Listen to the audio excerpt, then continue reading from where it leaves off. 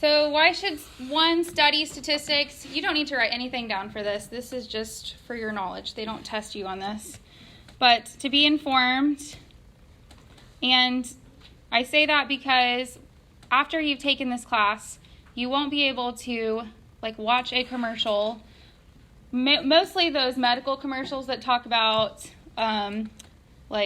pills and things that they prescribe for certain diseases and things. They'll be 5 out of 10 people said that they saw improvement when they took this, and you just sit there and think, what kind of study was that? Who did they sample? Was it biased? Was there a placebo effect? I mean, all these things will start running through your brain, and you won't be able to undo it. So it's kind of like when you discover calorie or nutrition facts for the first time, and now you're obsessed with looking at the nutrition facts.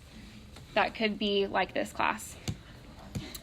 To make informed judgments and to evaluate decisions that affect your life. So this class will impact your life in a positive way. First thing is variability, and this is the word that is most used in this class. You'll hear it from now until May, I don't know when our test is, May 15th. Variability is virtually in everything, and basically it's just the slight differences between something that should stay standard. So if you think about a Dr. Pepper can, and it says that there's 12 ounces in this Dr. Pepper can, do you think that every single Dr. Pepper can in the entire world is going to be exactly 12.000000 ounces?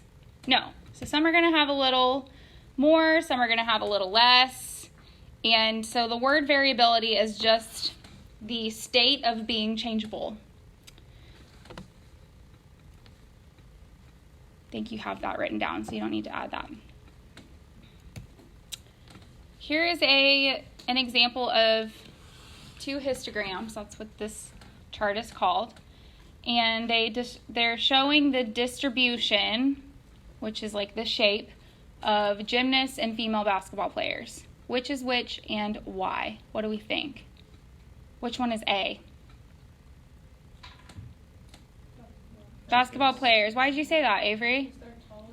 So are you stereotyping basketball players? No, but I know that gymnasts are, because of the work they do, they're generally shorter. So you stereotyped them. Sure. And you know what? That's okay in this class. We are allowed to stereotype. We are allowed to generalize, and that is okay because you are going to be tested on things like that. So we cannot get super analytical in our brains and think, okay, but A could be gymnasts because maybe they're just a tall group of gymnasts and a short female basketball players. It could be either way. No. A is basketball players, B is gymnasts, and that's the way it is because generally that's the way that it is. So we have to generalize and we have to stereotype in this class, and we have to be okay with it. Suppose you found a pair of size 6 shoes left outside the locker room. Who would they go to? Gymnasts or basketball players? Gymnasts, because they've got small feet. Suppose a tall woman tells you that they're looking for their sister. What would their sister be on, the basketball team or the gymnast team? Basketball team. How come? Because genetics and basketball players are tall. That's the way that it is. So here are the 6 steps, and this is just a very general outline of the whole class, essentially. And steps 1 through 4 are the ones that we will talk about in first semester. So we'll get to 1 through 4 first semester, and 5 and 6 we'll get to second semester. We call 1 through 4 descriptive statistics, and then 5 and 6 are called inferential. So the difference between the two is descriptive statistics are just analyzing the data that we have. So just going to write that. That's yellow. That's not a good color. Analyzing data that we have. And then inferential statistics is making generalizations to the population. So let's say that I take a sample in here of the average number of shoes that you own. And this is just my sample. So there's 21 of you in here. And descriptive statistics would be like I could make a graph out of it. I could find the average amongst all of us. I could find the standard deviation. And I could make inferences about just us in here. And then steps 5 and 6 called inferential, that's like taking the data we have here and saying, okay, the whole population of PCA has this average or this average number of shoes. So it's like taking our small sample and going out to the whole population. And that's called inferential. We do that second semester. So suppose we wanted to know the average GPA of high school graduates in the entire nation this year. We could collect data from all high schools in the nation. And does anyone know what that could be called? And you could probably just skim to the next slide and figure that out. But census. A census. So if you're asking every single high school in the entire nation, that's going to be called a census, where you're getting every single person or every single high school. The only issue with this is what are some things that might come across if we're trying to get a census? We're trying to ask every high school. What could happen? Takes too long. It takes too long. So time is an issue. What else?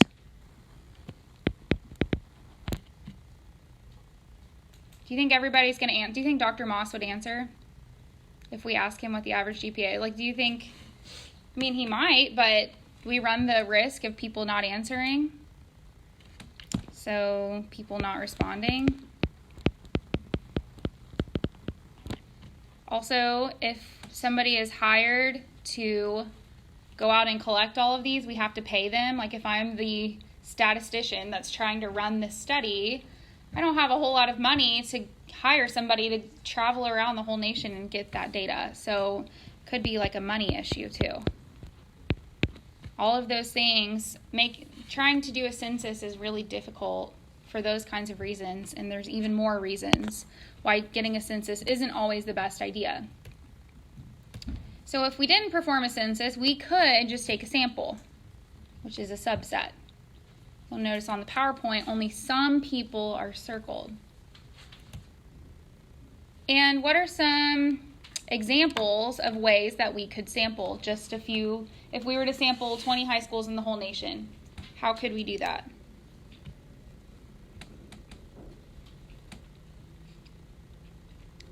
What are some examples of samples? Costco. Do what? Costco has the samples. Well, I'm asking high school for this? students. Yeah, Oh. that is true though. Costco does have samples. They're pretty good. I'll get you started. What if I asked one high school from every state? That's going to be my example. What's another way? It's another subset. There's one for like every major city. One from every major city. Perfect. What else? One for each economic location. Yep. So one per socioeconomic status. What else? You could do like one per school district. One per district. Perfect. So there are like hundreds and hundreds of ways that we could sample, and we'll learn about what that looks like and the different kinds of sampling in another chapter. But just to kind of get your mind thinking, like, that's what this class is all about, is looking at how we can analyze data and what's the best kind of sample to take, and whether it's random or not, whether there's bias involved with who we picked. Maybe we're only picking the schools that have really high GPAs. That wouldn't really be fair. So just kind of wrapping your mind around what is a good sample versus a bad sample. And you're going to learn how to judge that in this class. Once we've collected that data, so we've got 10,000 people, 10,000 schools or 1,000 schools. We have a certain number of schools. What we do with it is called descriptive statistics. Organizing it, summarizing it. We could create a graph. We could find the range of GPAs. The lowest GPA a person had was 1.2. The highest was 4.0. If you go weighted, that gets even higher. You could calculate the average. So those are all the things we'll be doing this class. Like I said, inferential is making generalizations from the sample to the population. So I created this beautiful kind of visual. Imagine we got 100 PCA students, and then we perform these really crazy statistical tests that we're going to learn. We could talk about the entire population of PCA, which there's 1,000 students at PCA, over 500 in the upper school, so we could just take our 100 and make a generalization about all over 500 people. And the only thing that's really important is you have to sample from the population of interest. And what that means is if I gathered this data from PCA, so PCA students, I could not make a generalization about TCA. That would not work because there are two different populations. So you have to go within your own population.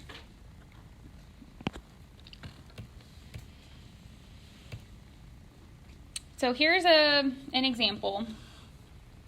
The average national GPA for this year's high school graduate is approximately 3.0. Could someone claim that the average GPA for graduates at PCA is 3.0? So if the average overall, every high school is 3.0, could we say that PCA's is 3.0? No, you cannot. So the way that I think about this is you can only go from small to big. So you can only go from like sample to population. You cannot go from population back down to sample. So you can't go from big to small.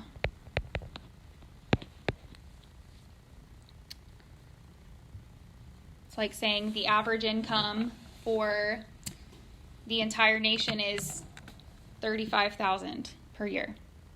Do you think that that's probably true in Plano, Texas?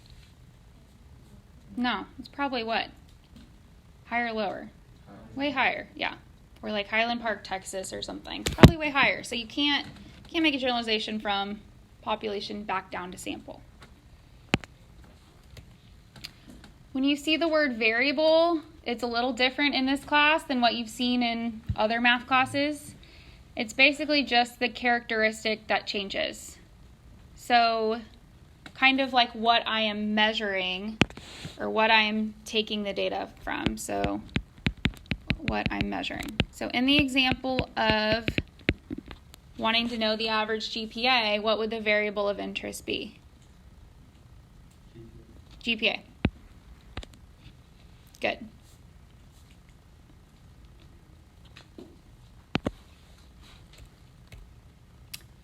Data is what we collect. So kind of like our data points or our data values. If we were trying to count the number of recs outside, the observations could be 0, 1, 2. So that's our data, just the numbers. There are two types of variables. We could either have categorical or numerical. And then within numerical, we could have discrete or continuous. So when I'm referring to categorical, it is qualitative, and it's just identifying characteristics among the population. Something I do want to say, though, is that it doesn't mean that categorical are words and numerical is numbers, because that's not always true. Categorical could be numbers,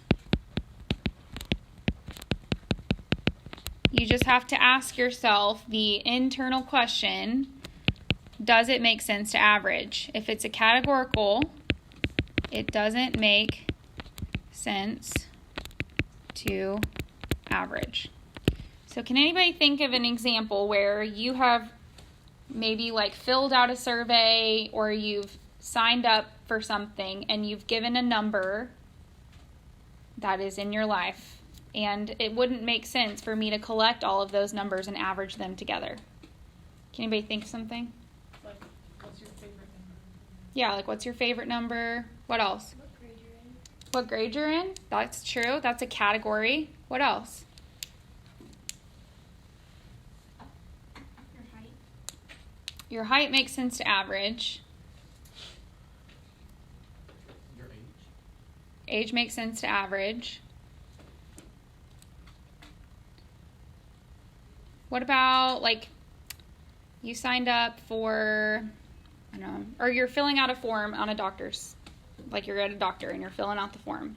What are some things that the doctor asks you to give, like information about yourself that maybe you wouldn't make sense to average? What's your social security? Yeah, your social security number. Like, what am I going to do with all of those numbers? I mean, there's a lot I could do with those numbers, but I wouldn't want to average them. That wouldn't make sense. What about your phone number? I would just end up getting like 555-5555 if I averaged all of them. I can't do anything with that. So if I were collecting that data, maybe I would say, okay, I'm going to put you in categories, and these are the 972 numbers, and these are the 214, and then that tells me where you live.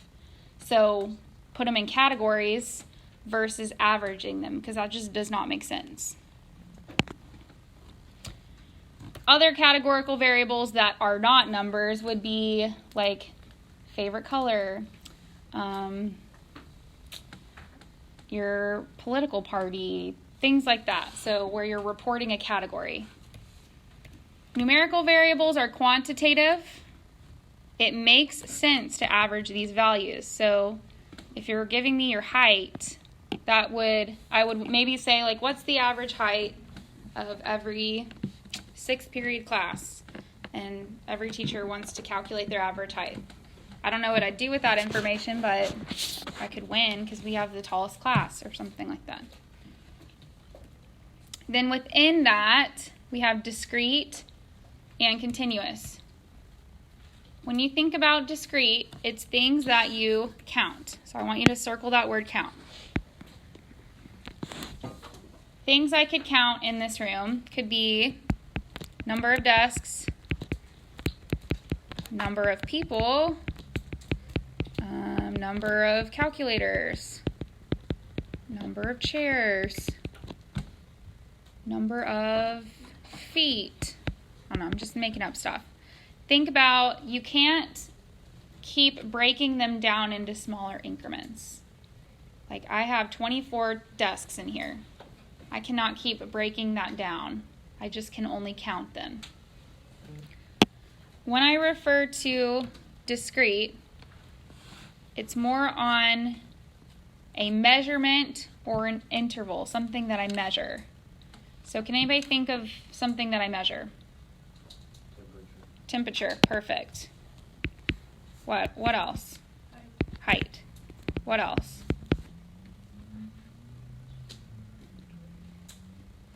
Weight. Volume. Things that can keep getting broken down even smaller and smaller and smaller and smaller. Time. If you think about time, we can measure time in a day, a week, in a month, in a year. We can measure it in an hour, a minute, a second, a millisecond. Like, you can keep breaking it down and down and down and down. Same with any of those things. So they're measured on an interval. Nick, did you have a question? No. Okay. So we're going to look at a few and decide whether we think they're categorical or numerical, discrete or numerical, continuous. First one is the color of cars in the teacher's lot. What do we think? Categorical. Number of calculators owned by students at your school. Discrete. Good. Zip code. Categorical. Y'all are so smart. It's there to trick you. Amount of time it takes students to drive to school. Continuous. The appraised value of homes in your city. This is a tricky one. It is numerical. Is it discrete or continuous? What do we think?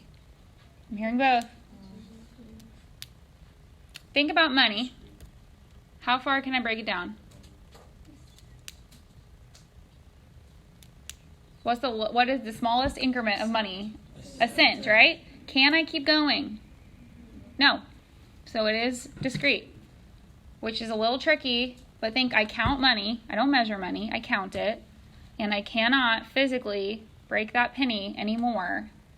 Even though that's a really tiny amount and it can get broken down several times, I have to stop at a penny. I cannot keep going.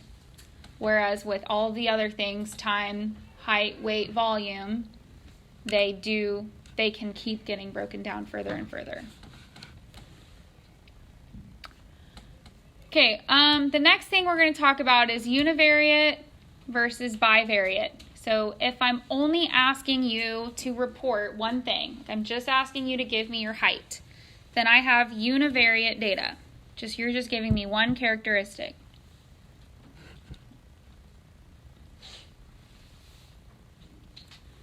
If I ask you to tell me your height and your weight, then that would be bivariate.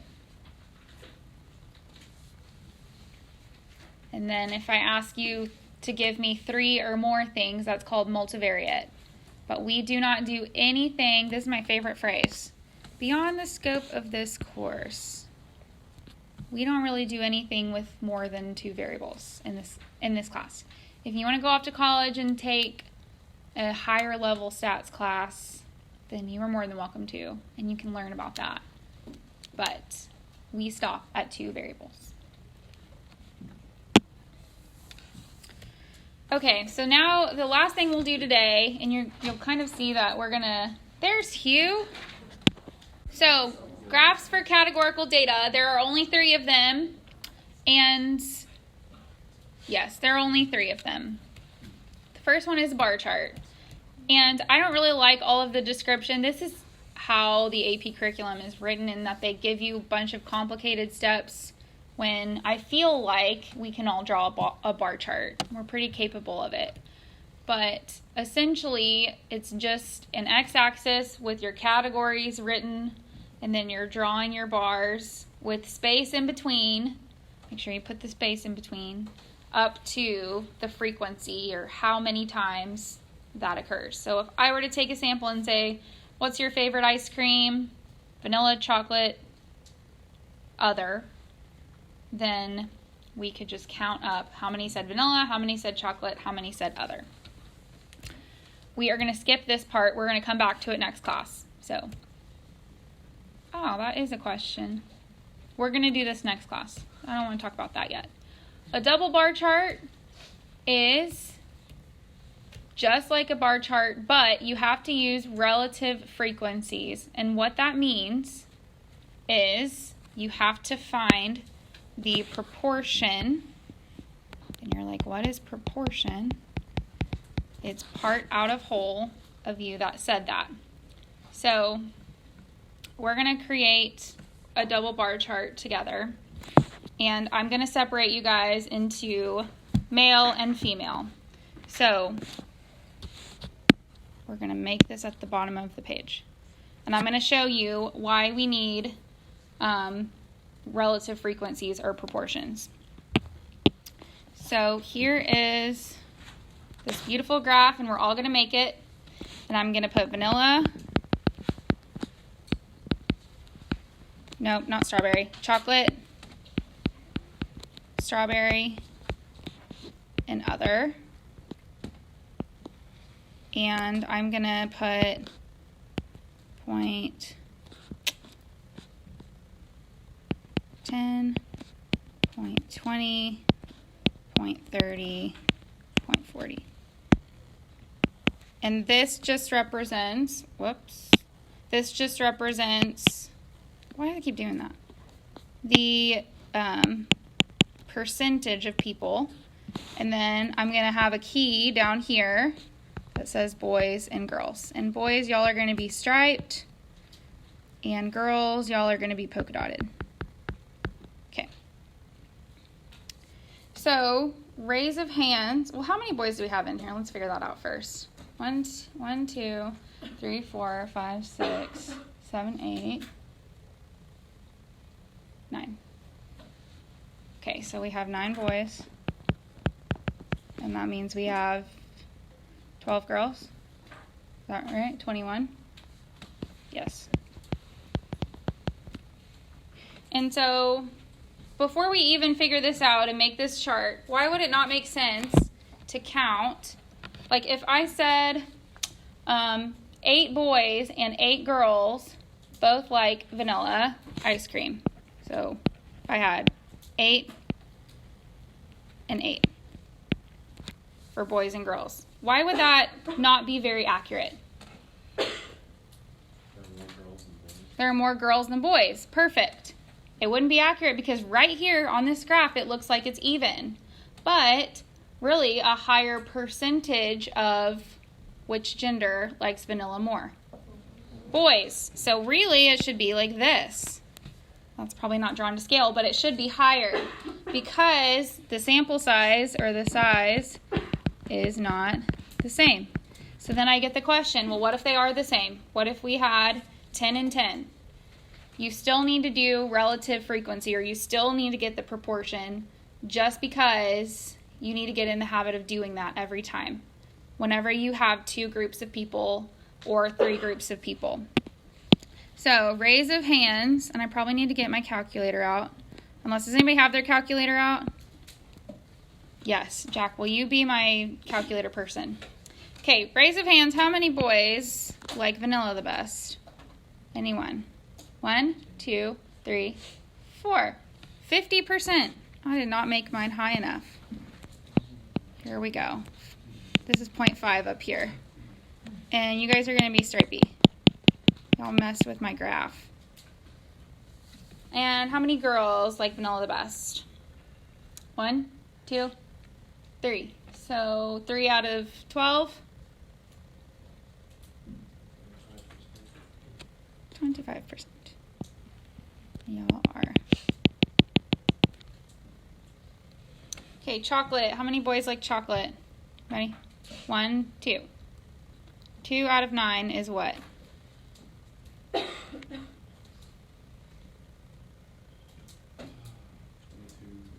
22%. Just drawing it up to 20. How many girls like chocolate? 1, 2, 3, 4. So 25%.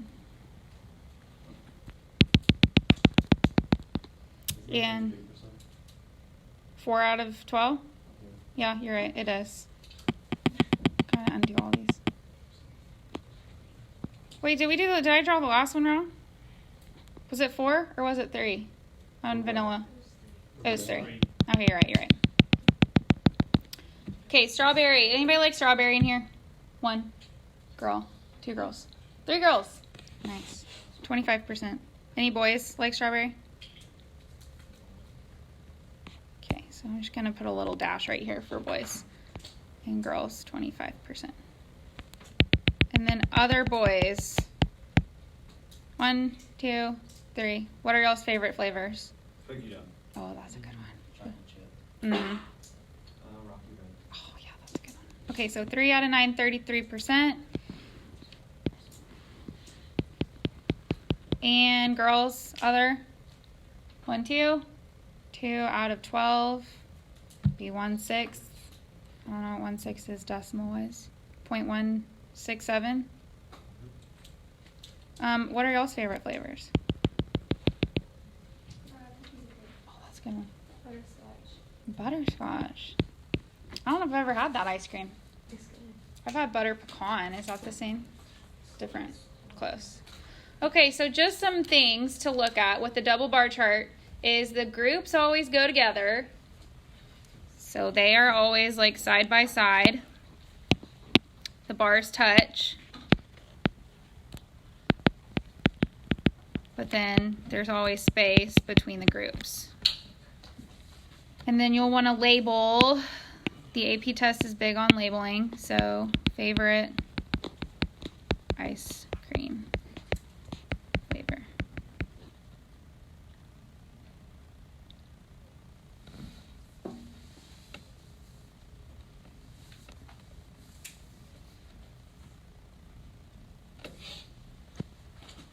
Okay, do we feel okay about a double bar chart?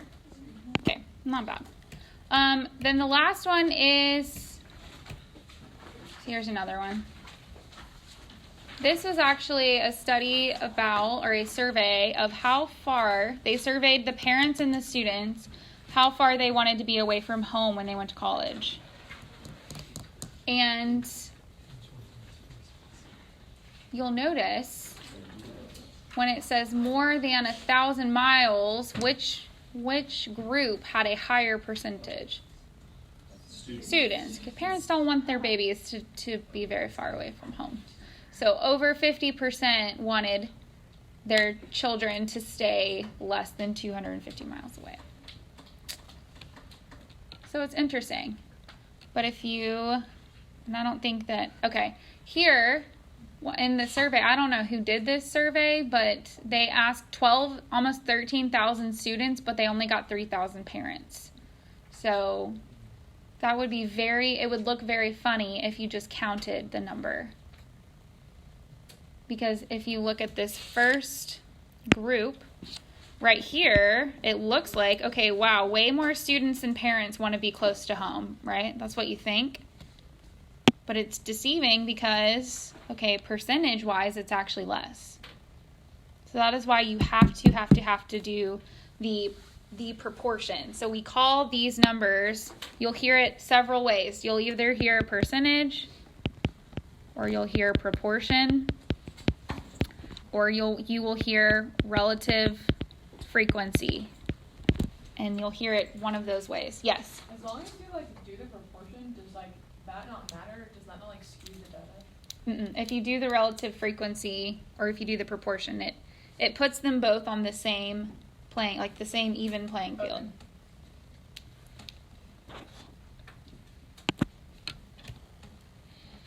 The last one is called a segmented bar chart, and it's kind of like a double bar chart, but instead of drawing the bars for the categories, now you have bars for the groups. So I'm going to show you kind of what it looks like, and we don't need to make one ourselves.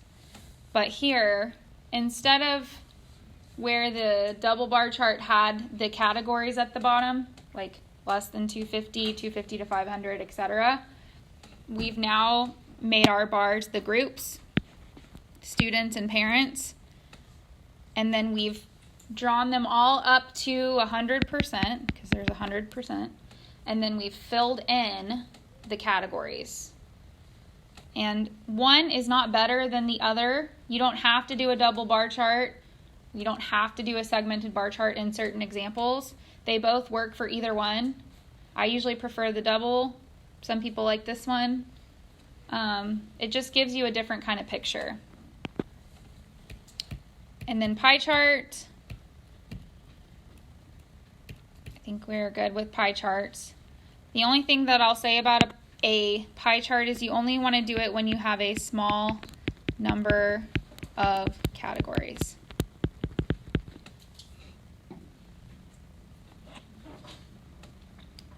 So if I asked you to give me your favorite color, and then I had 10 choices to choose from, there wouldn't really be a need to do a pie chart because I wouldn't want to make 10 categories on a pie chart. Good rule of thumb is 5 or below. Kind of like the store, 5 and below. For numerical data, the first one is a dot plot. So we're going to make one together. And I'm going to get us out of our seat because we've all been sitting for a long time. So I'm going to draw it up here. And we're just going to calculate how many letters are in our first name. So be thinking. I'm going to start with 1. You have to go in order. You can't skip any numbers on a dot plot. So whenever you come up here, I don't think anybody has more than 12, but I will put 13. Whenever you come up here, I have 9. So I'm going to make a dot. When you come up here, I want your dot to be the exact same size as mine. If you also have 9, you're just going to stack it like this. And it needs to be vertically over it. I'm making this complicated, but I don't want some ugly dot up here. Okay? So y'all can plot, and we'll look at it.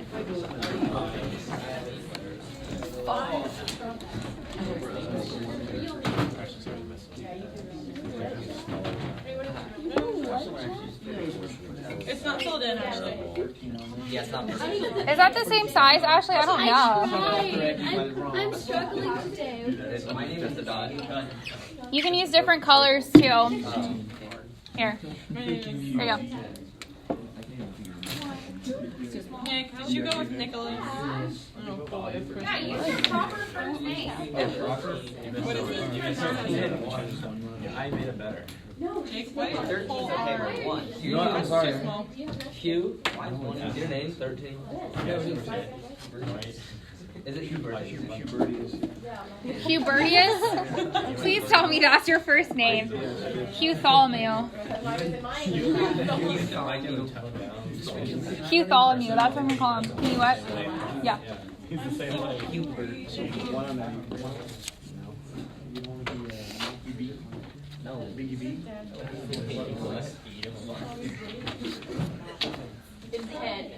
I think. So, how to describe it, and we're going to talk more about this next class, but we're going to kind of have a brief overview just because it'll help you with the homework today. The first thing that we'll look at is where the center is located, the center. So, these are grade distributions for 3 separate classes. Which class do you want to be in? The top one. Class C, right? You want to be in the top one because that looks a lot better than Class A. The centers are, whoa, sorry, my PowerPoint was a little messed up. If I were to put the center of them, I guess it got a little off. We'd want to be in the center of all of those. And that's just where the middle falls. And we're going to get more technical with like mean and median and all of that next chapter. We don't really know what a mean and median is yet. We're not supposed to. But we will learn in chapter 2 what they are. But right now it's just the center. So looking at our data, where would I think the center probably is around? How many letters? 6. Like 6 or 7, probably 6. Yeah. The next thing that we'll look at when we're creating these graphs is the spread, or how wide it is. And this is talking about like the range or standard deviation, which we haven't learned yet. What's the range of our data? Just max minus min. 5. So there's only 5 letters in between all of us, except for Hutholomew, but we don't count that. You skewed it. You skewed it up. The next thing we'll look at is the shape. Yeah. So beautiful. The shape can be either left or right skewed. Whoops. Uniform or bimodal. So when I look at something that is left or right skewed, I'm always going to follow the tail. So going back, the very top one is going to be a left skew because the tail is to the left. So we call this left skew. The second one is a right skew because the tail goes to the right. That's where it's the most infrequent. And then the bottom one we call symmetrical. We could also call it bell-shaped. When you hear the bell curve, it means they want it to look like this, where most of the people are in the middle. And we have some people that scored high and some people that scored low, but we want most of the people to be somewhere in the middle.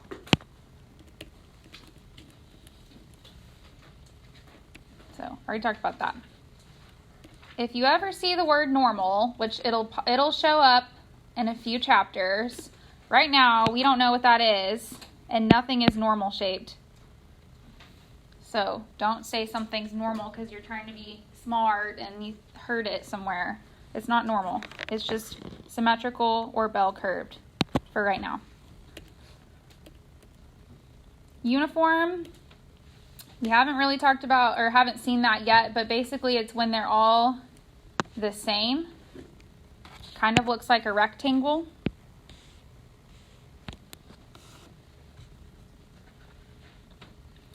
So if something like an example of a uniform distribution, we would hope if I asked everyone at PCA like what month they were born. So I've got January through December, something like that. I would hope that, and this may not always be that way, but I would hope that we would have about an equal distribution for every month. It may not necessarily be exactly like that, but that's something that I would hope. Another example is if I were rolling dice. What are your options when you roll a dice? You could get 1 through 6. And let's say that I did that 60 times. How many would I expect for each number? 10. That's what I would expect. I'm not saying that that's exactly what's going to happen because we have things like variability, right? But I would expect that to happen. So that's a uniform distribution. So is that like with our buddies and our So ours ours out looks a little yours, bit. and it's like- If you took me away, I'm willing to sacrifice myself. There we go. And Hugh Bartholomew has sacrificed himself. so then- It looks pretty uniform. Yeah. Skewed right or left, just where the tail is the longest.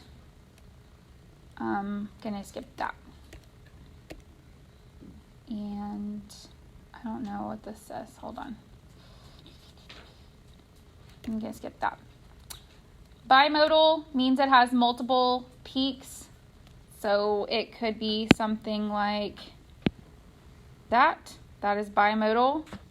Oftentimes when you're separating things by gender, it can create a bimodal distribution. Like if I collected everybody's height at PCA, it would probably be bimodal because I'd have a peak for the girls, and then I'd have a peak like nothing in between, and then a peak for boys. So that's something that just where you have two higher trends. If something only has one peak, we call that unimodal. And multimodal will be more than 2. The next thing are outliers. We call them unusual occurrences, gaps, or clusters. So let's say that we added Hugh Bartholomew back into the game. Here he is. 14. Oh, okay. There we go. Like 13 and a half. We would have, first of all, this would be an outlier. And then second of all, there would be a really big gap between the two. So looking for gaps, outliers, clusters like that. When you're writing these, and we'll talk more about it next class, everything has to refer back to the original problem. So you can't say the mean is 5. The standard deviation is 2. There's an outlier at 13.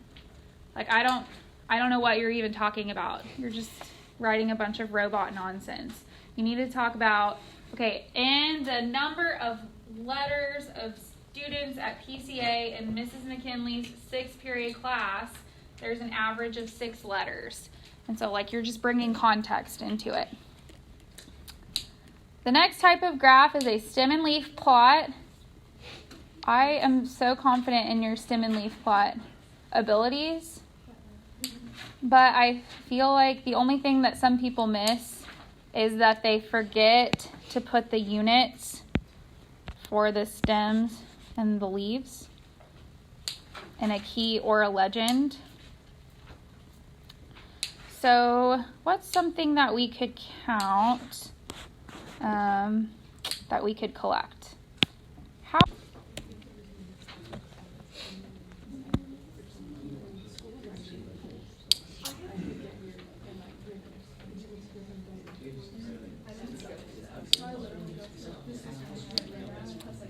okay, that's a better key than this one.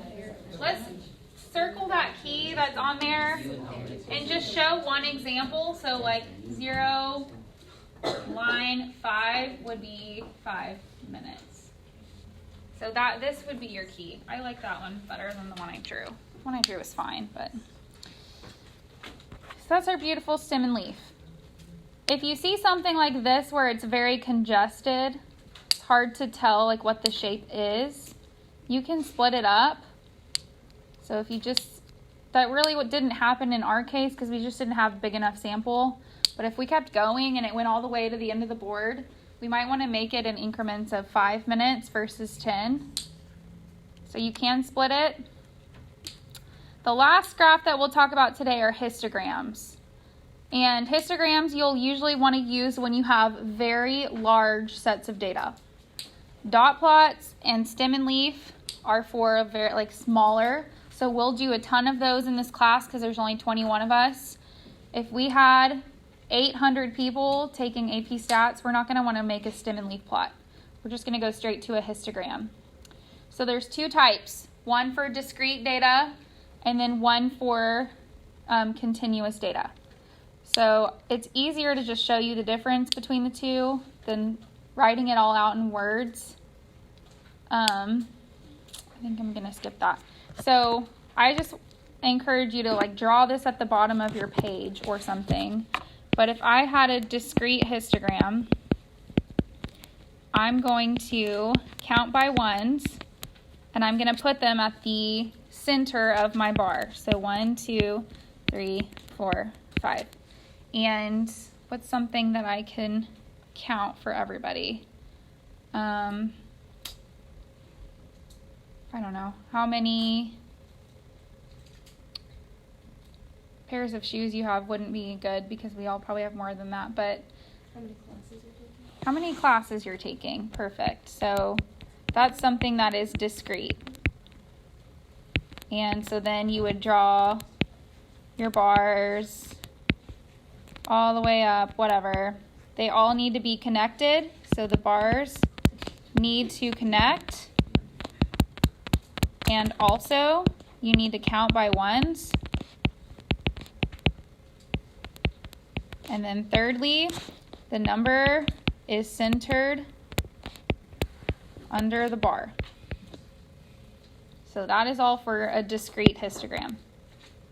I didn't really leave myself a lot of room for continuous, so I'm going to erase this because none of you are taking 7 classes. That would just be absurd, right? I'm just kidding. It's not absurd. So for a continuous, that would be considered okay, the time that it took us to drive to school. Those are in intervals.